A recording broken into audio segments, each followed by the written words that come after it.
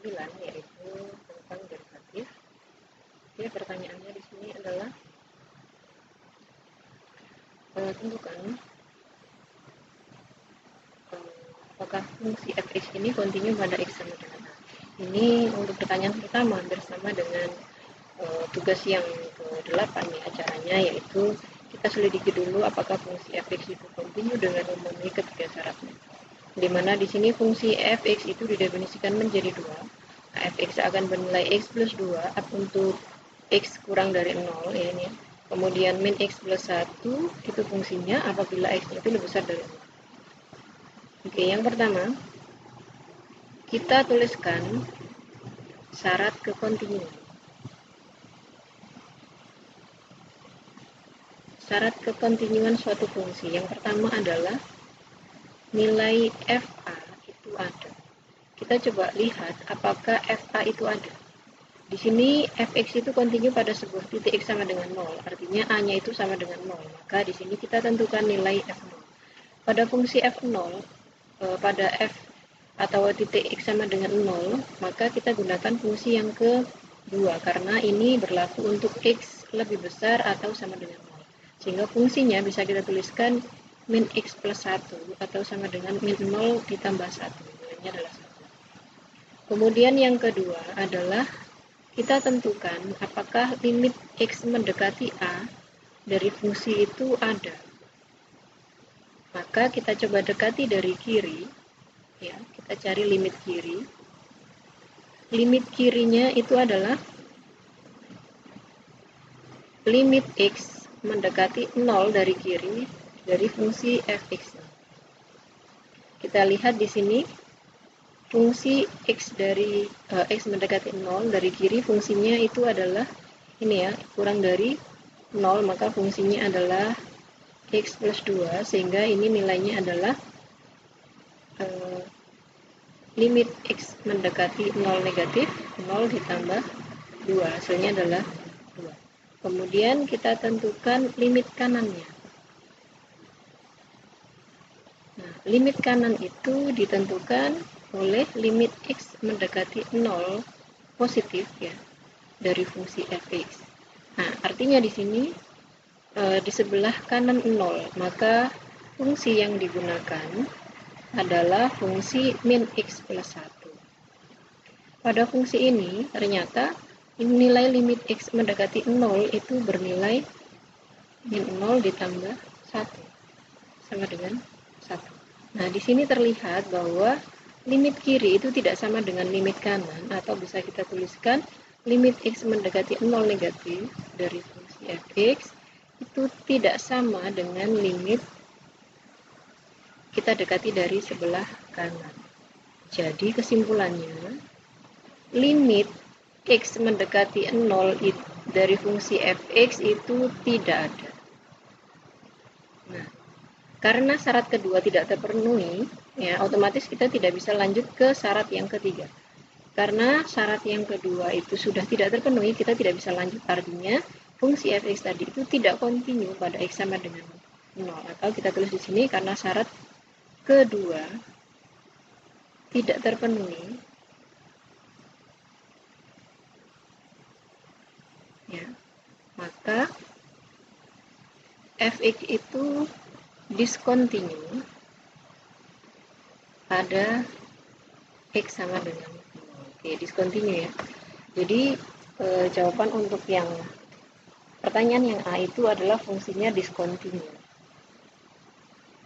Kemudian untuk jawaban yang B, ya, kita coba lihat yang B. Kita buat untuk slide yang baru. Oke.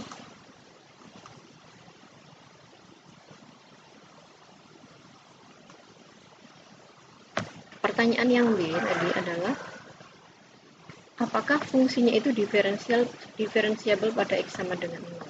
Kita tuliskan dulu atau kita lihat lagi syarat f atau fungsi itu diferensiabel.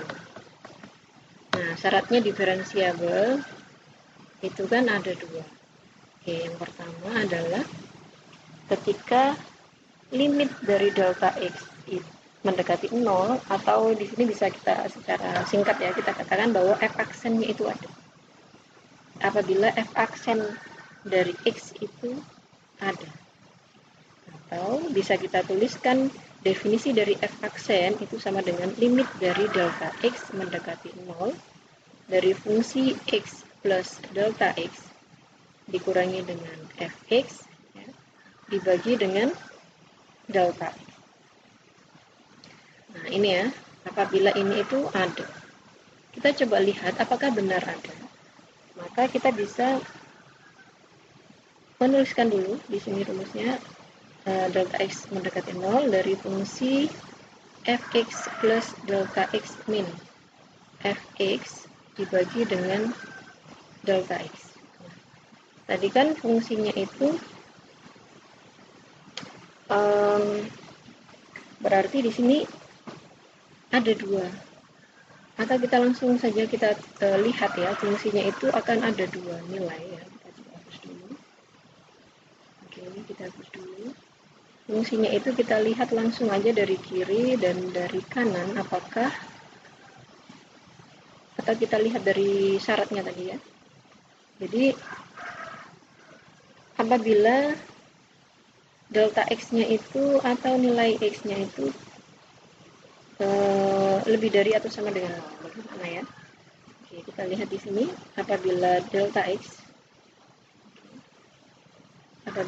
x itu lebih besar dari 0, maka kita bisa melihat bahwa fungsi limit dari delta x mendekati 0 positif ya, dari fungsi fx plus delta x min fx dibagi delta x itu sama dengan berapa? Oke, kita lihat di sini limit delta x untuk 0 positif, fungsi dari ketika fungsinya itu lebih besar 0, maka kita gunakan fungsi yang kedua, yaitu min x plus 1, sehingga di sini fungsinya bisa kita tuliskan adalah fungsi dari min x. Nah, min x plus 1 kan ya, karena di sini adalah yang diminta itu adalah x plus delta x, maka di sini kita tulis sebagai min x plus delta x, kemudian baru ditambah 1. Kemudian fx-nya sendiri itu adalah f dari min x plus delta x dibagi dengan delta x. Maka di sini ada limit delta x mendekati 0 positif ya. Fungsi ini kita coba masukkan nilai x-nya itu adalah 0, maka di sini menjadi fungsi dari nilai x-nya itu adalah min 0 plus delta x ya, ditambah 1 dikurangi dengan fungsi min 0 ditambah delta x, salah kok, ditambah delta x ya, ini salah untuk yang ini tadi dari sini, ini harusnya fungsinya itu tadi adalah 1, berarti di sini harusnya 1. Oke, maaf ya. Oke, di sini adalah min x plus 1, berarti ini plus 1 dibagi dengan delta x, maka hasilnya itu adalah ini ya, limit dari delta x mendekati 0 positif, ada min 0 ditambah delta x ditambah 1 min, ini saya karena min dengan min jadi plus ya, plus 0 min 1 dibagi dengan delta x. Oke, ini habis ya, ini dengan ini, sehingga hasilnya adalah tinggal limit delta x mendekati 0 positif, yaitu delta x per delta x, hasilnya sama dengan 1. Maaf ya, di sini harusnya minnya itu di atas. Oke, maaf ya, ini tadi harusnya seperti ini fungsinya. Intinya gini loh, fungsinya itu untuk x yang lebih besar 0, itu tadi kan fungsinya itu min x plus 1 ya untuk fungsinya. Fungsi fx-nya itu kan apa namanya? Oke, sebentar. Ada banyak typo di sini ya, maaf ya. Jadi fx sama dengan min x plus 1. Berarti kalau delta x berarti kan ini bisa jadi seperti ini. Min dalam kurung x plus delta x plus 1. Nah, seperti ini ya. Ini harusnya tadi adalah negatifnya di luar. Sehingga di sini menjadi min. Ya, di sini harusnya jadi min delta x. Karena di sini tadi, ini ya. Oke, ini kita hapus dulu. Nah, seperti ini. Min dalam kurung 0 plus delta x plus 1. Seperti ini ya. Nih. Sehingga di sini hasilnya adalah min delta x dan di sini nilainya min. Oke, kemudian kita lihat untuk delta x-nya yang kurang dari sama dengan kurang dari 0. Oke, apabila delta x itu kurang dari 0, maka berarti kita menggunakan fungsi yang pertama begitu ya. Fungsi yang pertama. Kita tulis dulu limitnya. Limit delta x mendekati 0 negatif ya, dari fx plus delta x min fx per delta x. Hasilnya kita ingat ya, fungsinya tadi fx itu untuk ini, fungsinya itu adalah x plus 2. Gitu ya. Fungsi yang kurang dari x plus 2. Nah, berarti f x plus delta x itu kan menjadi x plus delta x plus 2. Nah, baru ini kita coba masukkan ke sini. Jadi di sini menjadi limit delta x mendekati 0 negatif ya. Fungsinya itu berarti jadi kita coba langsung masukkan aja ya, masukkan nilai ini yaitu x plus delta x plus 2. Oke, seperti ini. Dikurangi dengan fx ya. Fx tadi itu adalah ini yaitu x plus 2 dibagi dengan delta x. Kemudian ini ada limit delta x mendekati 0 negatif. Di sini berarti x ini habis dengan ini karena dikurangi ya. Sini juga habis. Berarti tinggal delta x per delta x. Nilainya berarti 1. Nah, kita lihat. Jadi kesimpulannya apa? Yaitu jadi limit delta x mendekati 0 positif dari fx plus delta x min fx per delta x itu tidak sama dengan limit delta x mendekati 0 negatif dari fx plus delta x min fx per delta x. Sehingga limit dari delta x mendekati 0 dari fungsi x plus delta x dikurangi dengan fx per delta x itu tidak ada. Oke. Nah, karena syarat diferensiabel yang pertama itu sudah tidak dipenuhi, otomatis pertanyaannya bisa kita jawab ya, bahwasannya fungsi itu tidak diferensiabel pada titik x sama dengan 0. Atau mungkin kita coba lihat saja untuk yang syarat yang kedua, kita bisa lihat ya. Karena di situ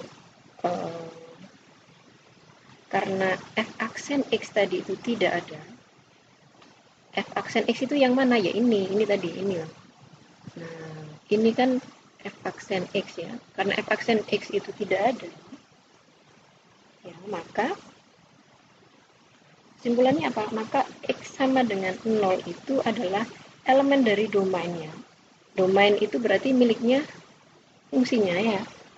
Tetapi x sama dengan 0 itu bukan domain dari D1. Ini bukan domain dari f aksennya. D1 itu f aksennya. Sehingga dapat dikatakan bahwa D itu tidak sama dengan D1. Nah, syarat yang kedua pun tidak terpenuhi. D1 tidak sama dengan D. Kalau kalian perhatikan di diferensial, itu syarat yang kedua kan harusnya D itu sama dengan D1. Tetapi di sini sudah terlihat bahwa seperti ini ya. Kita bisa menyatakan F aksennya itu tidak ada, berarti di sini tidak ada. X itu bukan anggota dari D1, maka otomatis D dengan D1 itu tidak sama. Oke, itu. Maka terakhir kita bisa menyimpulkan secara keseluruhan, maka F itu tidak diferensiabel pada titik X sama dengan 2. Oke, ini adalah penjelasan untuk tugas yang ke-9. Semoga kalian paham. Assalamualaikum warahmatullahi wabarakatuh.